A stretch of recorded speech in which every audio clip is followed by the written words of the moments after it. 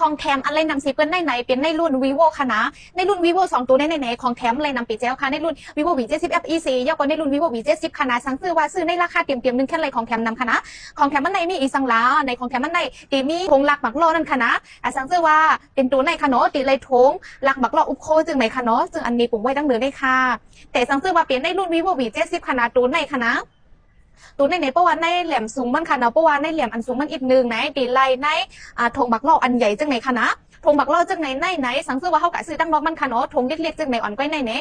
ตีประมาณ300 ถึง 400เยาค่ะนะอันใหญ่มันก็เปลี่ยน100 ถึง 900 ถึง 1,000เยาค่ะนะแต่ก็อันไหนสังซื้อว่ามาซื้อพงรุ่นไหลเสียงว่า1 ลูกค่ะเนาะตีไลทงจังไหนหลายๆ1 ลูกค่ะไลเมื่อหลายๆค่ะเนาะเยาก็ตีมีของแถมปันมันพงแถมปันขอบพงค่ะเนาะเยาก็ตีมีของแถมอันทอมหูแต่ว่าประเทศซ่องบอกว่าธงจังในค่ะเนาะมีเจมีกูเมียวค่ะแถมปันไลกูเมียวขนาดสังซื้อว่าซื้อในราคาเต็มค่ะนะแต่สังซื้อว่า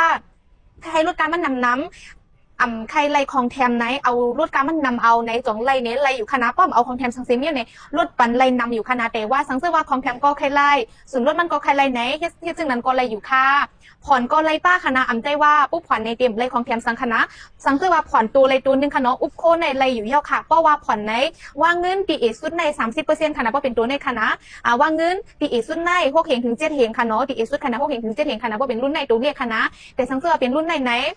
ว่าเงินปีเอสุดใน7 เหงถึง 8 เหงก็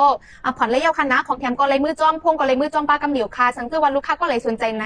ตักมาตั้งส่วนตัวค่ะเขาอันนั้นก็มาด้วยดีร้านเลยค่ะเนาะอันนั้นก็โทรมาหาเลยค่ะร้านแสงน้องเขาดีอยู่ว่างไว้ดีฟิกซี่3 โลจังสีค่ะนะ